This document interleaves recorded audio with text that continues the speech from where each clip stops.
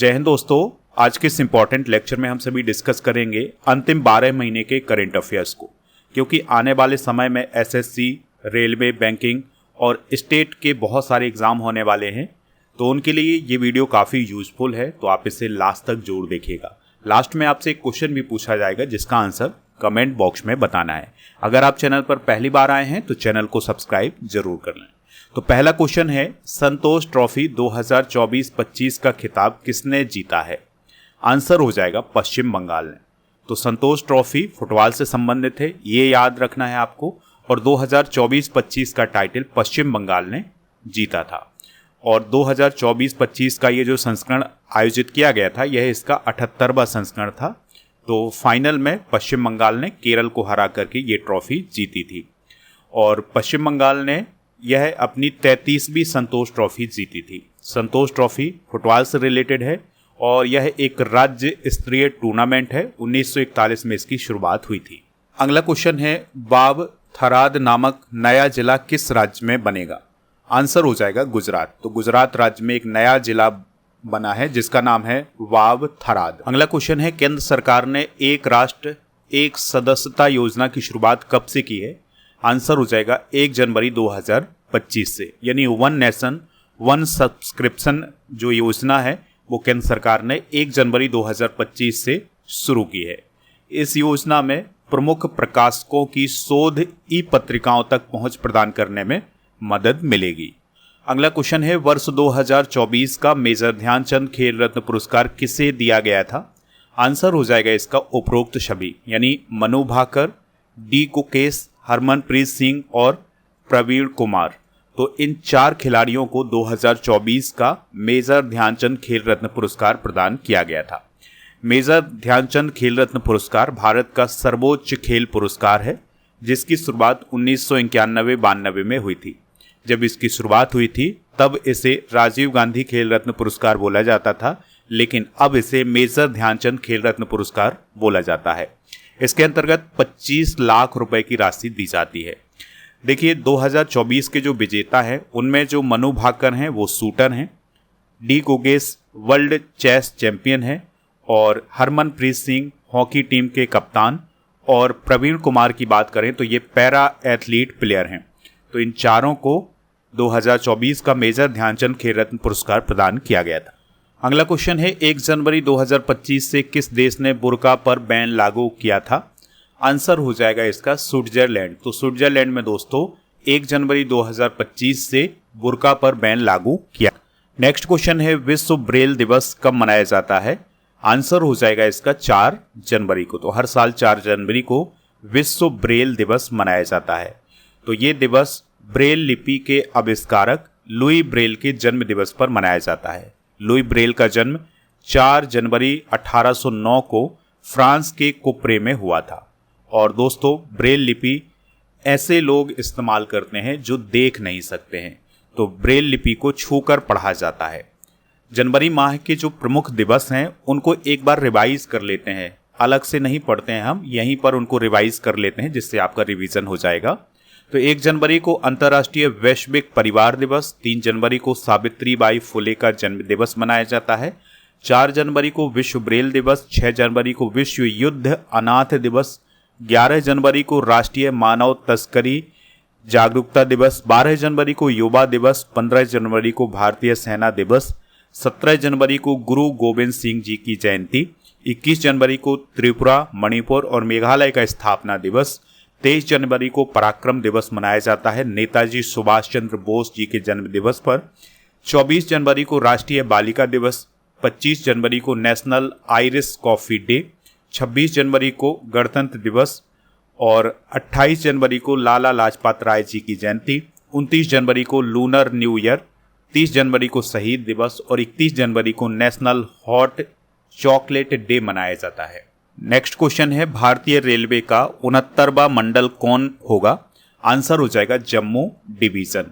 तो अभी रेल मंत्रालय ने उत्तरी रेलवे जोन के तहत जम्मू में अपना 69वां रेलवे डिवीजन या मंडल स्थापित करने की घोषणा की है।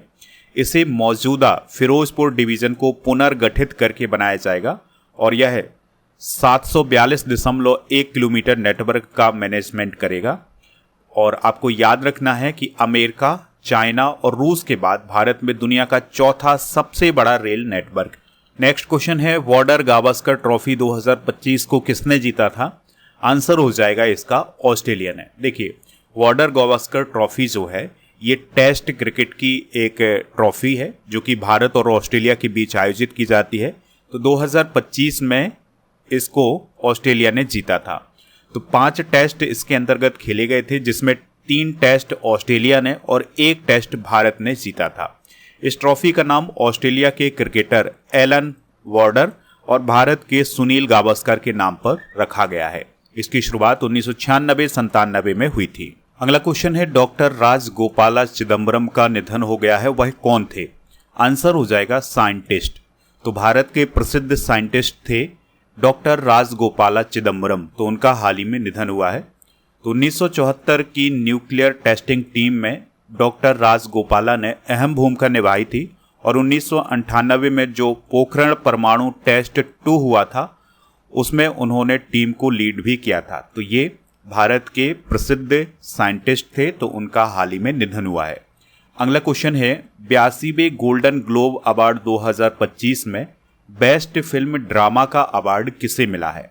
आंसर हो जाएगा इसका द ब्रूद लिस्ट को।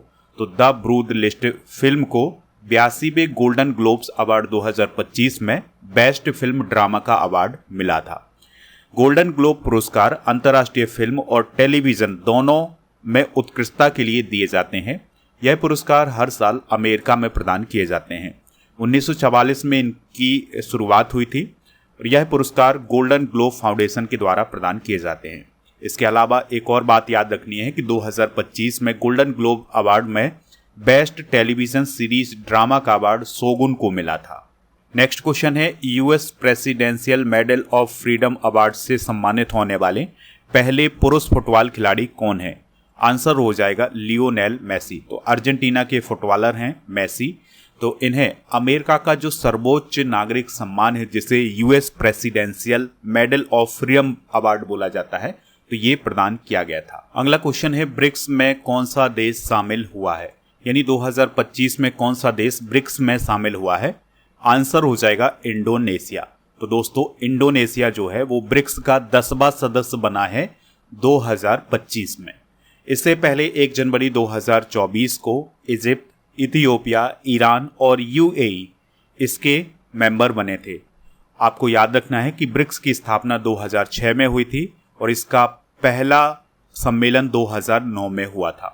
ब्रिक्स के 10 देश कौन कौन हैं? तो Brazil, Russia, India, China, South Africa, Egypt, Ethiopia, Iran, Indonesia और यूएई। ब्रिक्स का मुख्यालय कहाँ है? संघाई, चाइना में। अगला क्वेश्चन है, जॉन महामा ने किस देश के राष्ट्रपति के रूप में शपथ ली है? आंसर हो जाएगा घाना। यानी कि घाना के प्रेसिडेंट कौन बने हैं 2025 में? जॉन महामा बने हैं। घाना की राजधानी अक्रा है और यह पश्चिम अफ्रीका में स्थित एक कंट्री है। घाना को पहले गोल्ड कोस्ट के नाम से जाना जाता था। घाना की मुद्रा को सेडी बोला जाता है। घाना अब अफ्रीका का सबसे बड़ा सोना उत्पादक है, इस बात को भी आप याद रखिएगा। तो ये अफ्रीका कॉन्टिनेंट है और यहाँ पर स्थित है घाना। अगला क्वेश्चन है, 18वें प्रवासी भारतीय दिवस सम्मेलन 2025 की मेजबानी किस शहर के द्वारा की गई है? आंसर हो जाएगा भुवनेश्वर। तो दोस्तों, ओडिशा की राजधानी भुवनेश्वर में 8 से 10 जनवरी 2025 तक 18वें प्रवासी भारतीय दिवस सम्मेलन का आयोजन किया गया था और जिसकी मुख्य अतिथि थी त्रिनिदाद और टोबैगो की राष्ट्रपति क्रिस्टीन करला कंगालू और इसकी थीम थी विकसित भारत में प्रवासी भारतीयों का योगदान। और दोस्तों, इस सम्मेलन के दौरान 27 व्यक्तियों को प्रवासी भारतीय सम्मान भी प्रदान किया गया है। और आपको ये बात भी याद रखना है कि 9 जनवरी को प्रवासी भारतीय दिवस मनाया जाता है। अगला क्वेश्चन है, नेशनल एल्यूमिनियम कंपनी लिमिटेड या नालको के सीएमडी कौन बने हैं? तो Brajendra Pratap Singh national aluminium company limited यानी नालको के सीएमडी बनाए गए हैं। नालको की अगर हम बात करें तो 1981 में इसकी स्थापना हुई थी। 2008 में इसे नवरत्न का दर्जा मिला था। यह बॉक्साइट और एल्यूमिनियम का सबसे कम लागत वाली उत्पादक कंपनी है और इसका मुख्यालय भुवनेश्वर, ओडिशा में है। इस प्रकार से दोस्तों, हमने लास्ट 12 मंथ के करेंट अफेयर्स को डिस्कस कर लिया है। आप स्टडी करके ऐप को इंस्टॉल कर लें तो यहाँ पर आपको premium course, paid course, e book, test series, e book, daily current affairs की PDF, ये सभी ऑप्शन मिल जाएंगे। तो जो टेस्ट सीरीज वाला ऑप्शन है, यहाँ पर आपको 12 महीने के करेंट अफेयर्स की टेस्ट सीरीज, 10,000 से अधिक जीके के क्वेश्चन की test series, computer special test series, daily current affairs का टेस्ट, मॉक टेस्ट भी मिलेगा करेंट अफेयर्स का। तो इन सभी टेस्ट सीरीज को ज्वाइन कर सकते। इसके अलावा लास्ट 6 मंथ के करेंट अफेयर्स की ई बुक, मंथली करेंट अफेयर्स की ई बुक आपको ऐप पर मिलेगी। ईयरली करेंट अफेयर्स की ई बुक भी ऐप पर ही मिल जाएगी। राजा गुप्ता सर का जो अर्जुन फाउंडेशन बैच है वो आपको प्रीमियम कोर्स वाले ऑप्शन पर मिलेगा। तो जैसे ही आप बाय नाउ वाले ऑप्शन पर जाएंगे, कूपन कोड मांगा जाएगा। तो अभी ऑफर चल रहा है, तो इसके लिए कूपन कोड यूज करना है NOV600। इसकी वैलिडिटी है 3 साल की। दोस्तों, अगर आपको इस कोर्स को लेने में कोई दिक्कत परेशानी आती है तो आप इस नंबर पर भी संपर्क कर सकते हैं। मध्य प्रदेश पुलिस भर्ती आई है, इसके लिए भी नोटिफिकेशन आया था, तो इसके लिए बैच लॉन्च किया गया है, तो बैच को ज्वाइन कर सकते हैं। GKGS foundation complete online batch आपको ऐप पर मिलेगा, तो इसको भी आप प्राप्त कर लें। दोस्तों, ऐप पर आपको बहुत सारी PDF भी मिलेंगी, तो PDF भी प्राप्त कर सकते हैं। इसके अलावा हमारी जो मंथली करेंट अफेयर्स की ई बुक होती है उसका पैकेज प्राप्त कर सकते हैं मात्र 199 रुपये में। उसके लिए कूपन कोड यूज करना है पैकेज 100, तो आपको इसमें छूट मिल जाएगी। टेलीग्राम चैनल को ज्वाइन कर लें जिसका नाम स्टडी कर ऑफिशियल है। GKGS की ये सभी ई बुक आपको ऐप पर मिलेंगी। 1000 स्टैटिक GK की PDF, 1000 topic wise current affairs की PDF ऐप पर मिल जाएगी। इन सभी को प्राप्त कर सकते हैं। ऐप पर टेस्ट पास वाले ऑप्शन पर आपको 1 साल की वैलिडिटी के साथ 4000 से अधिक टेस्ट भी मिल जाएंगे। नेक्स्ट क्वेश्चन है, खो खो विश्व कप 2025 में पुरुष वर्ग में विजेता कौन रहा है? आंसर हो जाएगा भारत। तो खो खो विश्व कप 2025 का आयोजन भारत में किया गया था। पुरुष वर्ग और महिला वर्ग दोनों में जीत भारत ने ही हासिल की थी और दोनों का उपविजेता नेपाल रहा है। इस बात को भी आप याद रखिएगा। अगला क्वेश्चन है, वर्जिन नारियल तेल का संबंध कहां से है जिसे हाल ही में GI टैग दिया गया है? तो अंडमान और निकोबार द्वीप समूह के वर्जिन नारियल तेल को GI टैग प्रदान किया गया है। अगला क्वेश्चन है, दुनिया का 7वां सबसे बड़ा कॉफी उत्पादक देश कौन बना है? आंसर हो जाएगा भारत। तो दोस्तों, भारत अब विश्व का 7वां सबसे बड़ा कॉफी उत्पादक देश बना है। पिछले वित्त वर्ष के दौरान भारत का कॉफी निर्यात $1.29 मिलियन था। दुनिया के टॉप 5 कॉफी उत्पादक देश हैं ब्राजील, वियतनाम, कोलंबिया, इंडोनेशिया और इथियोपिया। भारत में कॉफी उत्पादन में कर्नाटक सबसे आगे है, उसके बाद केरल और तमिलनाडु है। अगला क्वेश्चन है, किस देश में समलैंगिक विवाह को कानूनी मान्यता मिली है? आंसर हो जाएगा थाईलैंड। तो 2025 में 23 जनवरी को थाईलैंड में समलैंगिक विवाह को कानूनी मान्यता मिली थी। थाईलैंड ऐसा करने वाला दक्षिण पूर्व एशिया का पहला देश बना है। 2001 में नीदरलैंड समलैंगिक विवाह को अनुमति देने वाला पहला देश बना था दुनिया का। इसके बाद 30 से अधिक देशों ने इस विवाह को मान्यता दी है। भारत में सेम सेक्स मैरिज गैर कानूनी है, इस बात को आप याद रखिएगा। भारत में हिंदू, जैन, बौद्ध और सिख धर्म के लोगों के लिए हिंदू विवाह अधिनियम 1955 बना हुआ है। ईसाइयों के लिए क्रिश्चियन मैरिज एक्ट 1872 और मुस्लिम अपने धार्मिक कानून यानी मुस्लिम पर्सनल लॉ के तहत शादी करते हैं। अगला क्वेश्चन है, भारत सरकार द्वारा किस वर्ष तक 10,000 GI टैग प्रदान करने का लक्ष्य रखा गया है? 2030 तक। अगला क्वेश्चन है, अखिल भारतीय पीठासीन अधिकारियों के सम्मेलन का 85वां सत्र कहां आयोजित किया गया था? तो पटना, बिहार में आयोजित किया गया था। यानी कि जो बिहार विधानसभा है वहां पर अखिल भारतीय पीठासीन अधिकारियों के सम्मेलन का 85वां सत्र आयोजित किया गया था, जिसमें भारत की जितनी भी विधानसभा हैं उनके अध्यक्ष, उपाध्यक्ष ये सभी शामिल हुए थे। अगला क्वेश्चन है, किस देश ने टिकटॉक पर बैन लगाया है? आंसर हो जाएगा इसका अमेरिका। तो अमेरिका ने 2025 में टिकटॉक पर बैन लगाया था। अगला क्वेश्चन है, इंडिया ओपन बैडमिंटन 2025 में पुरुष एकल का खिताब किसने जीता है? तो विक्टर एक्सेल्सन ने जीता है। दोस्तों, विक्टर एक्सेल्सन जो है वो डेनमार्क के बैडमिंटन खिलाड़ी हैं, तो उन्होंने इंडिया ओपन बैडमिंटन 2025 का खिताब जीता था। जबकि अगर हम महिला वर्ग की बात करें तो साउथ कोरिया की एन से यंग ने इस खिताब को जीता था। इंडिया ओपन 2025 का आयोजन नई दिल्ली में किया गया था। शुरुआत इसकी 1973 में हुई थी। अगला क्वेश्चन है, किस देश में स्थित सांस्कृतिक केंद्र का नाम बदलकर तिरुवल्लुवर सांस्कृतिक केंद्र रखा गया है? आंसर हो जाएगा श्रीलंका। तो दोस्तों, श्रीलंका में जो जाफना है वहाँ पर जो सांस्कृतिक केंद्र है उसका नाम बदलकर तिरुवल्लुवर सांस्कृतिक केंद्र रखा गया है। यह जो केंद्र है ये भारत की सहायता से बनाया गया है, इस पॉइंट को भी आप याद रखिएगा। अगला क्वेश्चन है how India scaled mount G20 पुस्तक किसके द्वारा लिखी गई है? तो अमिताभ कांत के द्वारा लिखी गई है। G20 के शेरपा रहे हैं अमिताभ कांत जी, तो उनके द्वारा how India scaled mount G20 पुस्तक को लिखा गया है। इस पुस्तक में G20 सम्मेलन के लिए नई दिल्ली के नेताओं की घोषणा के पीछे की कठोर प्रक्रिया का विस्तार से वर्णन किया गया है। अगला क्वेश्चन है कितने व्यक्तियों को उत्तर प्रदेश गौरव सम्मान 2025 प्रदान किया गया है? तो 6 व्यक्तियों को उत्तर प्रदेश गौरव सम्मान 2025 प्रदान किया गया था 26 जनवरी 2025 को। तो इसमें वाराणसी के कृष्णकांत शुक्ल हैं, वृंदावन मथुरा के उद्यमी पर्यावरणविद हैं हिमांशु गुप्ता, कानपुर के मनीष वर्मा, बुलंदशहर के कृष्णा यादव, बुलंदशहर के कर्नल सुभाष देसवाल और बहराइच के डॉक्टर जय सिंह, इन सभी को उत्तर प्रदेश गौरव सम्मान 2025 प्रदान किया गया था। अगला क्वेश्चन है 45 साल की उम्र में 2 दिन के अंदर माउंट एवरेस्ट और माउंट लेहोत्से पर चढ़ाई पूरी करके London book of world record में किसका नाम दर्ज हुआ है? तो राकेश कादियान का। तो हरियाणा के राकेश कादियान ने 2 दिन के अंदर अंदर विश्व की सबसे ऊंची चोटी माउंट एवरेस्ट और विश्व की चौथी ऊंची चोटी माउंट लेहोत्से पर सफलतापूर्वक चढ़ाई पूरी करके तिरंगा फहराया है। इस तरह से 45 वर्ष की आयु में विश्व के ये पहले पर्वतारोही बने हैं जिन्होंने ये कारनामा किया है और London book of world record में अपना नाम दर्ज कराया है। नेक्स्ट क्वेश्चन है वैश्विक भुखमरी सूचकांक 2025 में भारत की रैंक क्या है? तो 102 है। तो 123 देशों में भारत 102वें नंबर पर है, इस बात को आप याद रखिएगा। अगला क्वेश्चन है कॉमनवेल्थ गेम्स 2030 किस देश में आयोजित किए जाएंगे?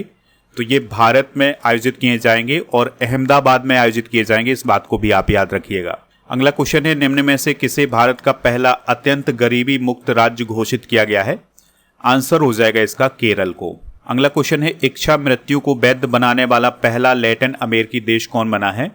तो वो बना है उरुग्वे। साने ताकाइची किस देश की पहली महिला पीएम बनी है? तो ये जापान की पहली महिला पीएम बनी है। अगला क्वेश्चन है तुवालू किस संगठन का 90वां सदस्य बना है? तो अंतर्राष्ट्रीय प्रकृति संरक्षण या international union for conservation of nature या IUCN का ये 90वां सदस्य बना है, इस पॉइंट को आप जरूर याद रखिएगा। अगला क्वेश्चन है गोवर्धन असरानी का निधन हो गया है, वह कौन थे? तो वह एक प्रसिद्ध एक्टर थे, तो उनका हाल ही में निधन हुआ है। अगला क्वेश्चन है एयरफोर्स पावर रैंकिंग 2025 में भारत को कौन सा स्थान मिला है?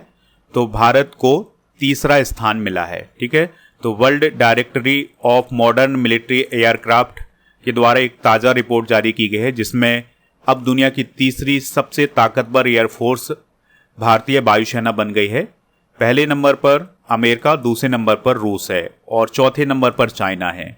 अगला क्वेश्चन है किस राज्य में स्कूली पाठ्यक्रम में शतरंज को शामिल किया गया है? गोवा। तो गोवा में जो स्कूली पाठ्यक्रम है उसमें शतरंज को भी शामिल किया गया है। अगला क्वेश्चन है RBI का नया डिप्टी गवर्नर किसे नियुक्त किया गया है? तो श्रीश चंद्र मुर्मू को नियुक्त किया गया है। RBI का मतलब है रिजर्व बैंक ऑफ इंडिया। अगला क्वेश्चन है दादा साहब फाल्के अवार्ड 2025 किसे मिला है? तो मोहनलाल को दादा साहब फाल्के अवार्ड 2025 मिला है। दोस्तों जो दादा साहब फाल्के अवार्ड 2025 है ये 2023 के लिए प्रदान किया गया है और ये दादा साहब फाल्के पुरस्कार शुरू हुआ था 1969 में, देविका रानी को पहली बार प्रदान किया गया था और इसके अंतर्गत 10 लाख रुपए की राशि दी जाती है। मोहनलाल का पूरा नाम क्या है? मोहनलाल विश्वनाथन, जो कि एक मलयालम अभिनेता हैं। अगला क्वेश्चन क्या है एशिया कप 2025 किसने जीता है? तो इंडिया ने एशिया कप 2025 जीता है और एशिया कप 2025 जो आयोजित किया गया है ये T20 फॉर्मेट में हुआ था। दुबई और अबू धाबी में इसका आयोजन हुआ था। UAE में शेरू जो कि एक टाइगर था यह इसका शुभंकर था। Player of the series Abhishek Sharma, most valuable player Kuldeep Yadav. Asia cup की शुरुआत 1984 में हुई थी। आयोजक कौन था? एशियन क्रिकेट काउंसिल यानी ACC। अच्छा, एशिया कप 2025 भारत ने तो जीता था लेकिन उसने किसको हराया था? तो पाकिस्तान को हराया था। अगला क्वेश्चन है यूनेस्को के अगले महानिदेशक के रूप में किसे नियुक्त किया गया है? तो आंसर हो जाएगा खालिद अल एनानी। तो यूनेस्को के महानिदेशक बने हैं खालिद अल एनानी जो कि इजिप्ट के हैं। यूनेस्को का फुल फॉर्म होता है United Nation Educational Scientific and Cultural Organization. 1945 में इसकी स्थापना हुई थी। पेरिस, फ्रांस में इसका मुख्यालय है। इसका उद्देश्य शिक्षा, विज्ञान, संस्कृति और विश्व धरोहरों का संरक्षण करना। अगला क्वेश्चन है डूरंड कप 2025 का विजेता कौन बना है? तो north east United football club Durand cup 2025 का विजेता बना है। डूरंड कप फुटबॉल से संबंधित है। पहली बार इसका आयोजन 1888 में हुआ था। इस बार इसका 134वां संस्करण हुआ है। विजेता north east United football club था 2025 का, और वो विजेता डायमंड हार्बर फुटबॉल क्लब था। अगला क्वेश्चन है यूएस ओपन टेनिस 2025 का पुरुष एकल का खिताब किसने जीता है? तो ये जीता है कार्लोस अल्कराज ने, जो कि स्पेन के टेनिस खिलाड़ी हैं। तो इन्होंने यानिक सिनर को हराया था, जो कि इटली के हैं। महिला एकल की बात करें तो अरीना सबालेंका ने जीता है, जो कि बेलारूस की हैं। वो विजेता रही हैं महिला एकल में अमांडा एनीसिमोवा, जो कि अमेरिका की थी। यूएस ओपन की शुरुआत 1881 में हुई थी और ये हार्ड कोर्ट पर खेला जाता है। इस पॉइंट को भी आप याद रखिएगा। अगला क्वेश्चन है ईरानी कप 2025-26 किस टीम ने जीता है? तो ये विदर्भ ने जीता है। ईरानी कप जो है ये क्रिकेट से संबंधित है, इस बात को आप याद रखिएगा। तो विदर्भ ने रेस्ट ऑफ इंडिया को 93 रन से हरा करके यह खिताब जीता। अगला क्वेश्चन है कौन सी अंतरिक्ष एजेंसी 2030 तक चंद्रमा पर परमाणु रिएक्टर बनाएगी? आंसर हो जाएगा नासा। फिडे महिला वर्ल्ड कप 2025 किसने जीता है? तो ये जीता है दोस्तों दिव्या देशमुख ने। तो फिडे महिला विश्व कप 2025 दिव्या देशमुख ने जीता है और वो यह खिताब जीतने वाली पहली भारतीय महिला खिलाड़ी बनी है। दिव्या देशमुख भारत की 88वीं ग्रैंड मास्टर भी बनी है और चौथी महिला ग्रैंड मास्टर भी बनी है। ये पॉइंट भी आप याद रख लीजिए। अगला क्वेश्चन है हाल ही में किसे पेन पिंटर पुरस्कार 2025 प्रदान किया गया है? आंसर हो जाएगा लीला अबू लैला को। तो दोस्तों पेन पिंटर पुरस्कार साहित्य के क्षेत्र में दिया जाने वाला पुरस्कार है और ये इंग्लिश पेन नामक संस्था के द्वारा प्रदान किया जाता है। 2025 में यह पुरस्कार लीला अबू लैला को प्रदान किया गया है। दोस्तों जो लीला अबू लैला हैं उनके पास सूडान और स्कॉटलैंड की नागरिकता है और उनकी जो प्रमुख रचनाएं हैं उसमें द ट्रांसलेटर और रिवर स्प्रिट ये उनकी रचनाएं हैं। भारत का लगातार 8वीं बार सबसे स्वच्छ शहर कौन बना है? तो आंसर हो जाएगा इंदौर।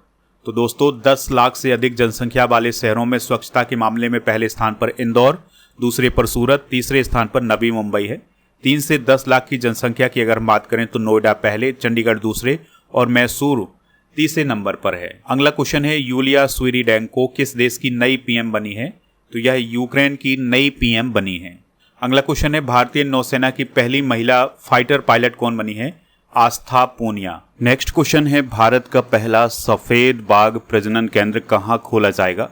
आंसर हो जाएगा इसका रीवा मध्य प्रदेश में। तो दोस्तों केंद्रीय चिड़ियाघर प्राधिकरण ने मध्य प्रदेश के रीवा जिले में भारत के पहले सफेद बाघ प्रजनन केंद्र को मंजूरी दी है।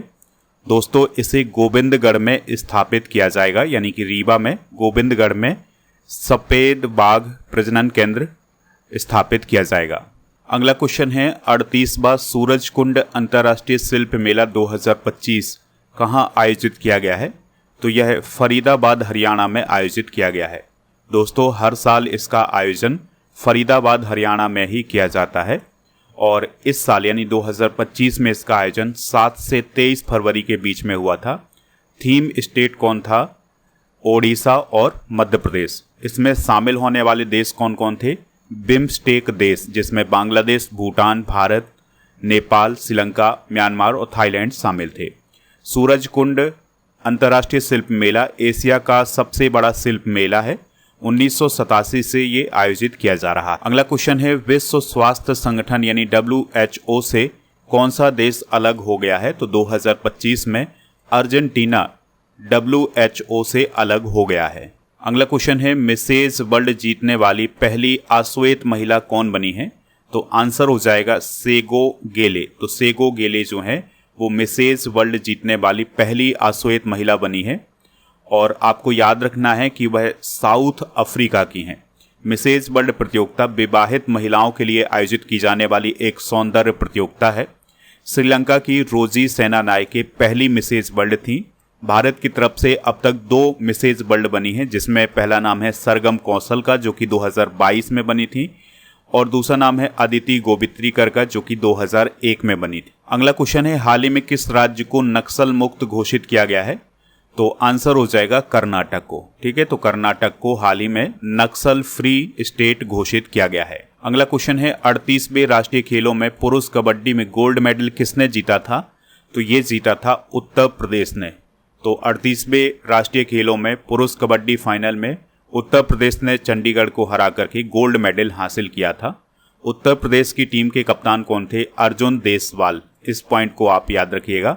वहीं अगर हम बात करें महिला कबड्डी की, तो हिमाचल प्रदेश ने हरियाणा को हराकर गोल्ड जीता था। अगला क्वेश्चन है जोमेटो ने अपना नाम बदलकर क्या कर दिया है? आंसर हो जाएगा इसका इटरनल, यानी जोमेटो जो कंपनी है उसका नाम इटरनल किया गया है। ठीक है, तो अब यह कंपनी इटरनल लिमिटेड के नाम से जानी जाएगी। इसकी स्थापना 2008 में दीपेंद्र गोयल और पंकज चड्ढा ने की थी। अगला क्वेश्चन है नवीन चावला का निधन हो गया है, वह कौन थे? तो वह पूर्व मुख्य चुनाव आयुक्त थे, तो उनका कुछ समय पहले निधन हुआ है। 2005 से 2009 तक ये चुनाव आयुक्त रहे, फिर जुलाई 2010 तक ये मुख्य चुनाव आयुक्त भी रहे हैं। तो याद रखिएगा नवीन चावला कौन थे? पूर्व चीफ इलेक्शन कमिश्नर। अगला क्वेश्चन है प्रथम विश्व पिकल बॉल लीग को किसने जीता है? आंसर हो जाएगा बेंगलुरु जबान्स की टीम ने। तो दोस्तों सबसे पहले हम पिकल बॉल को समझते हैं। तो पिकल बॉल एक पैडल गेम है जिसमें टेनिस, बैडमिंटन और पिंग पोंग के तत्व शामिल होते हैं, यानी कि इन सभी खेलों का ये मिश्रण होता है। यह एक ऐसा खेल है जिसमें सभी उम्र के लोग हिस्सा ले सकते हैं। तो वर्ल्ड पिकल बॉल लीग 2025 को बेंगलुरु जबान्स ने जीता है पुणे यूनाइटेड को हरा करके। इस प्रतियोगिता का आयोजन मुंबई में किया गया था। प्लेयर ऑफ द लीग कौन चुने गए हैं? कैटरीना स्टीवर्ट। अगला क्वेश्चन है टाटा स्टील मास्टर्स 2025 शतरंज का खिताब किसने जीता है? आंसर हो जाएगा आर प्रज्ञानंद ने। तो भारतीय ग्रैंड मास्टर आर प्रज्ञानंद ने विश्व चैंपियन डी कुकेश को हराकर टाटा स्टील मास्टर्स 2025 का खिताब अपने नाम किया है।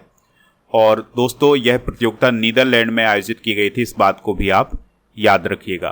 तो आर प्रज्ञानंद 2006 में विश्वनाथन आनंद के बाद यह खिताब जीतने वाले पहले इंडियन बने हैं। अगला क्वेश्चन है सुप्रीम कोर्ट के सम्मानजनक मौत के अधिकार से जुड़े फैसले को लागू करने वाला पहला राज्य कौन बना है? आंसर हो जाएगा कर्नाटक। तो कर्नाटक सुप्रीम कोर्ट के सम्मानजनक मौत के अधिकार से जुड़े फैसले को लागू करने वाला पहला राज्य बना है। इस फैसले के तहत गंभीर रूप से बीमार मरीजों को सम्मानजनक मौत का अधिकार दिया गया है। 2023 में सुप्रीम कोर्ट ने अपने एक आदेश में बीमार रोगियों के लिए सम्मान के साथ मरने का अधिकार की इजाज़त दी थी। अगला क्वेश्चन है भारत की पहली आर्टिफिशियल इंटेलिजेंस यूनिवर्सिटी किस राज्य में खोली जाएगी? तो ये महाराष्ट्र में खोली जाएगी। तो महाराष्ट्र भारत का पहला ऐसा स्टेट बनेगा जो आर्टिफिशियल इंटेलिजेंस विश्वविद्यालय स्थापित करेगा।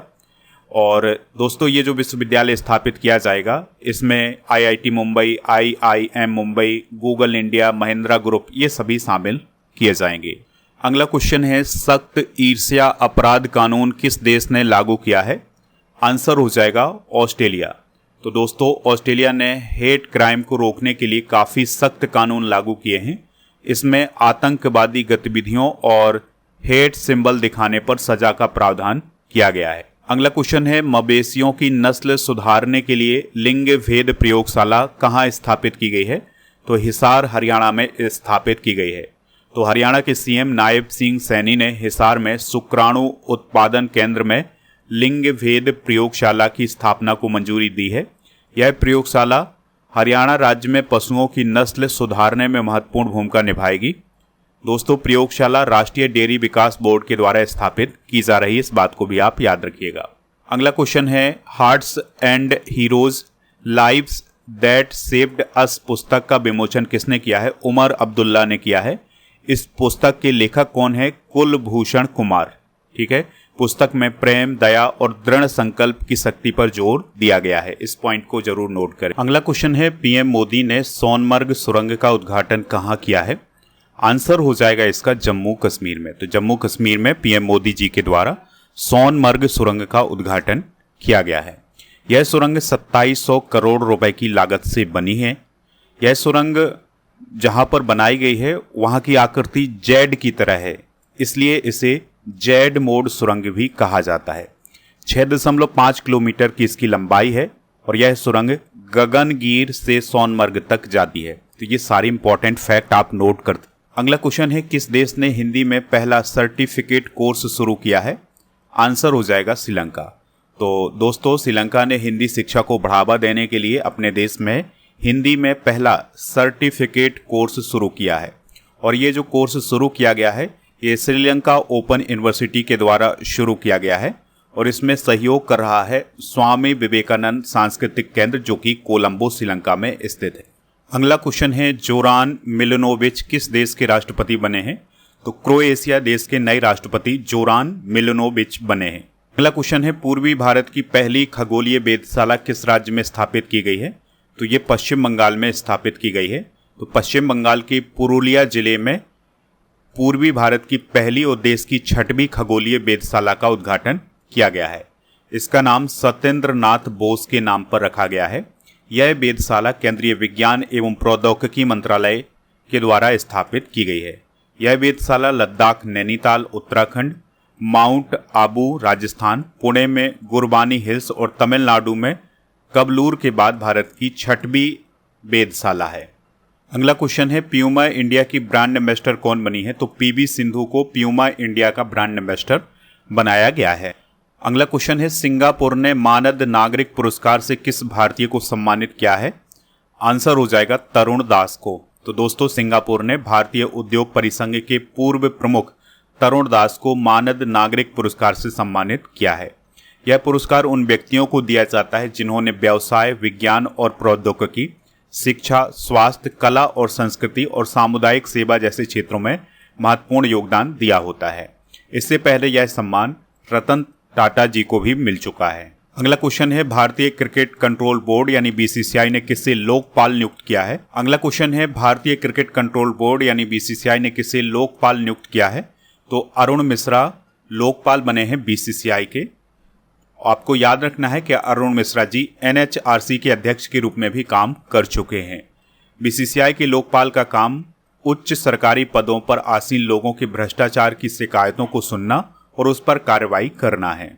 अगला क्वेश्चन है, अमेरिका ने निम्नलिखित में से किन भारतीय परमाणु संस्थानों से प्रतिबंध हटा दिया है?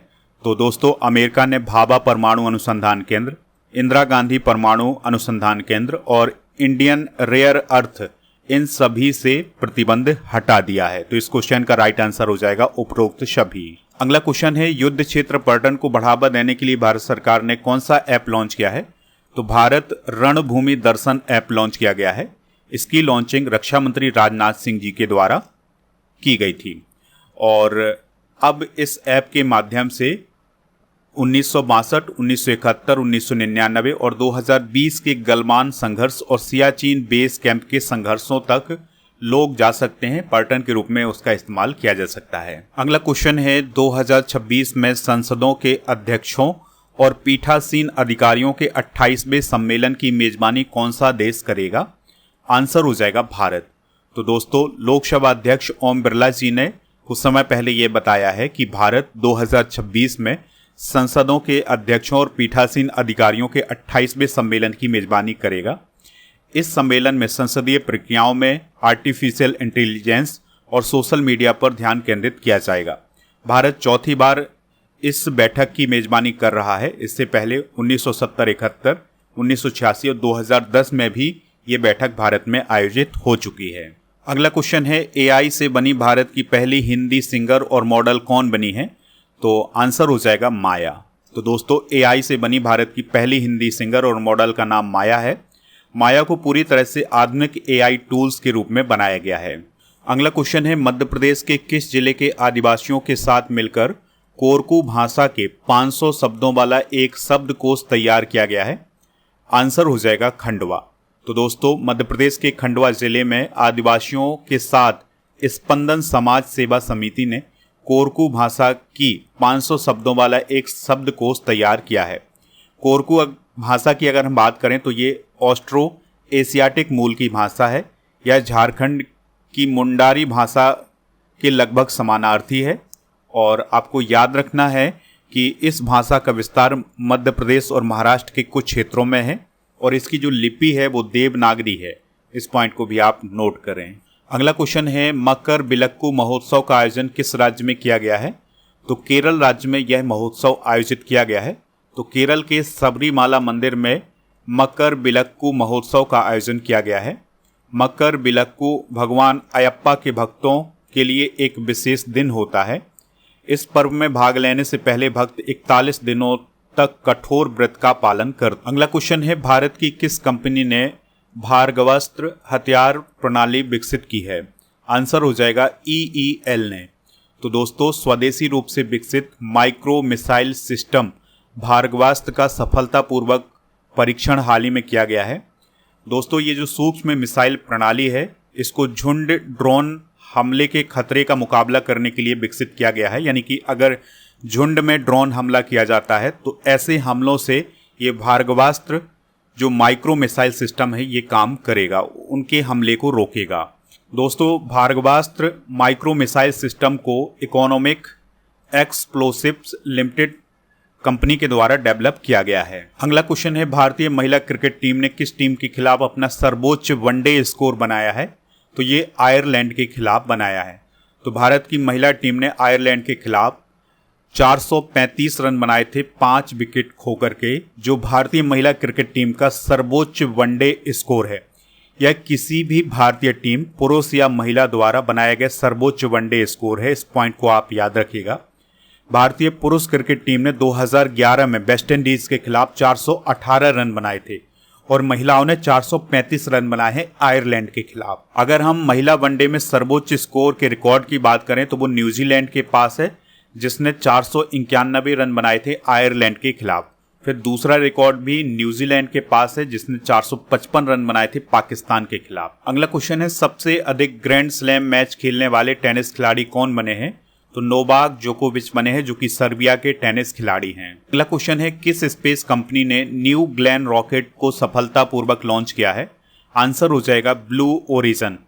तो दोस्तों, अमेजन के फाउंडर जेफ बेजोस की स्पेस कंपनी ब्लू ओरिजिन ने न्यू ग्लेन रॉकेट की सफलतापूर्वक टेस्टिंग हाल ही में की है। रॉकेट ने पहले ही प्रयास में ये सफलता हासिल की है। यह विशाल रॉकेट की जो लंबाई है वो 98 मीटर है। इसे चंद्रमा तक अंतरिक्ष यात्रियों को ले जाने के लिहाज से डिजाइन किया गया है। ठीक है, तो न्यू ग्लेन रॉकेट किसने लॉन्च की है? ब्लू ओरिजिन नाम की स्पेस कंपनी ने। अगला क्वेश्चन है, देश में सबसे अधिक गिद्ध किस राज्य में है? तो आंसर हो जाएगा मध्य प्रदेश में। तो दोस्तों, गिद्ध जनगणना 2025 हुई है मध्य प्रदेश में, जिसके अनुसार मध्य प्रदेश में गिद्धों की जो कुल संख्या बताई गई है वो बताई गई है 12,981, जबकि 2024 में यह संख्या थी 10,845। मध्य प्रदेश में पहली बार गिद्ध जनगणना 2016 में हुई थी। मध्य प्रदेश का जो पन्ना टाइगर रिजर्व है, इसमें सबसे ज्यादा गिद्ध पाए जाते हैं। इस बात को भी आप नोट कर लें। अगला क्वेश्चन है, 2025 एशियाई स्नूकर चैंपियनशिप का पुरुष खिताब किसने जीता है? आंसर हो जाएगा पंकज आडवाणी ने। तो दोस्तों, पंकज आडवाणी ने फाइनल में ईरान के अमीर सरकोस को हरा करके 2025 एशियाई स्नूकर चैंपियनशिप का खिताब जीता था। यह चैंपियनशिप दोहा कतर में आयोजित की गई थी। इस पॉइंट को भी आप याद रखिएगा। वहीं अगर हम महिला वर्ग की बात करें तो मंगोलिया की नारानतोआ बयार साई खान ने ये खिताब जीता है। हाल ही में पंकज आडवाणी ने 36 बार राष्ट्रीय बिलियर्ड्स और 10 बार स्नूकर खिताब भी जीता था। अगला क्वेश्चन है, प्रधानमंत्री नरेंद्र मोदी के प्रधान सचिव कौन बने हैं? आंसर हो जाएगा शक्तिकांत दास। तो दोस्तों, शक्तिकांत दास प्रधानमंत्री नरेंद्र मोदी के प्रधान सचिव नंबर 2 बने हैं। पहले हैं PK मिश्रा और दूसरे नंबर पर कौन है? शक्तिकांत दास। अगला क्वेश्चन है, बंगाल की खाड़ी अंतर सरकारी संगठन का अध्यक्ष कौन सा देश बना है? आंसर हो जाएगा भारत। अगला क्वेश्चन है, हाल ही में भारत और किस देश ने नई सीमा हॉटलाइन स्थापित की है? आंसर हो जाएगा बांग्लादेश। तो दोस्तों, भारत और बांग्लादेश ने BSF यानी सीमा सुरक्षा बल और बॉर्डर गार्ड बांग्लादेश के बीच द्विवार्षिक महानिदेशक स्तरीय वार्ता सफलतापूर्वक संपन्न की है।